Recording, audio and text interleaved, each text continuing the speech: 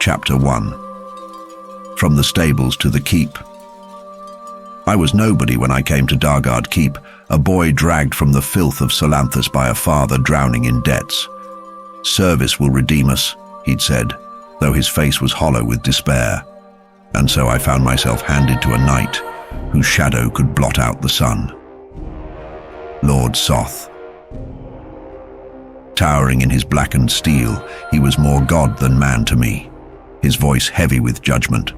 I swore to serve him, not from loyalty, but because survival left me no other choice. Years passed, and I clawed my way up the ranks of his household. First, the stables, then to a squire's duties, then, eventually, to the edge of his inner circle. I learned what it meant to live in his presence. Equal parts, awe and terror. Every moment weighed by the threat of his wrath. When Lady Isolde came to the keep, a softening light seemed to reach Soth for the first time.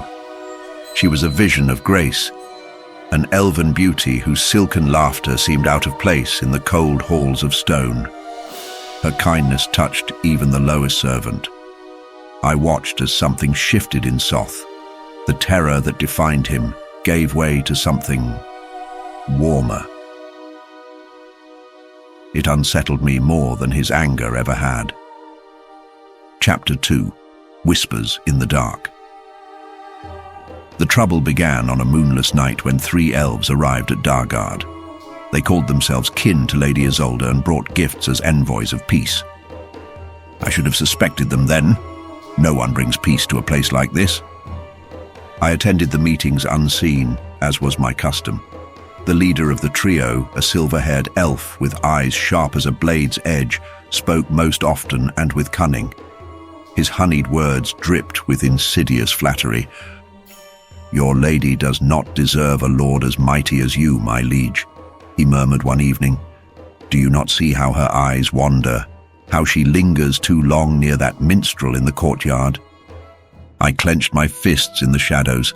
Lady Isolde's honor needed defending, but my station forbade me from speaking.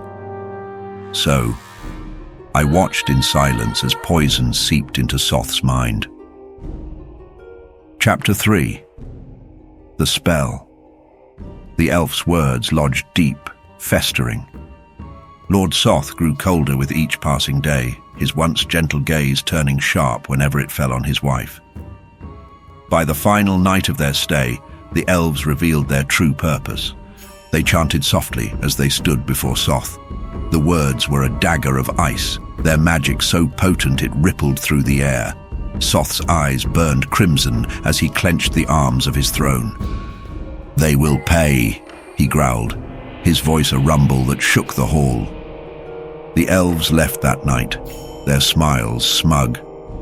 I longed to stop them, to shout the truth of their treachery, but duty held my tongue. Chapter 4. Flames of Betrayal. The unraveling began the next day. Lord Soth stormed into Lady Isolde's chambers, his accusations roaring like thunder. I heard her voice rise in protest, her pleas for reason drowned in the tempest of his rage. The fire started in the great dining hall. I was there serving as always when the chandelier's chains snapped with a terrible screech. It crashed to the floor, flames spreading in an instant. Chaos engulfed the room. Lady Isolde screamed, clutching her infant son. I moved to help her, but Soth's voice cut through the flames. "Leave them." His tone was colder than the grave. I froze, bound by years of obedience. Soth turned his back and walked away, the firelight flickering on his black armor. The flames engulfed the room like a red dragon rising from slumber. I forced myself forward, desperate to reach Isolde, but the flames consumed me before I could take another step. Pain ripped through me like 1,000 knives, skin blistering, breath choking. I fell to the searing stone, curled inwards like a babe, and then nothing. Chapter 5. The Curse. I awoke in darkness. My body was gone, my hands now skeletal and blackened. Around me stood others, fellow servants, knights, the once living souls of the keep, now twisted into shambling horrors. And in the center of it all was Lord Soth. His armor was blackened, his face a monstrous mask, his burning eyes surveying the ruin of his domain. "We are cursed," he said, his voice empty of emotion, "bound to this place, to me." I felt the weight of the god's judgment pressing upon us. There would be no release, no redemption. We were damned to serve him for all eternity. Chapter 6.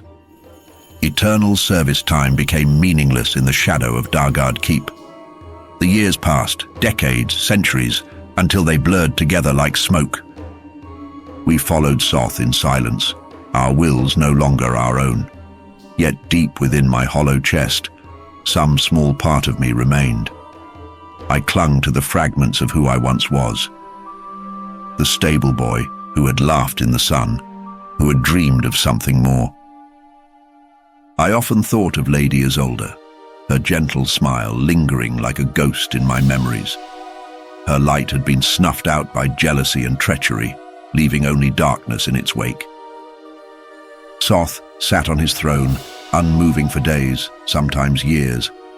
In those moments, I thought I saw something flicker in his fiery gaze, a shadow of regret, a memory of the man he used to be. But it always passed, swallowed by hatred and pride. Do I haunt his thoughts as he haunts mine? Does he remember the boy who stood beside him, loyal to the last? Perhaps. Perhaps not. But it matters little now. My flesh is gone, my soul bound to his. I am ash and bone, a hollow echo of what once was. And so now I serve as I have always served, in the silence of the damned,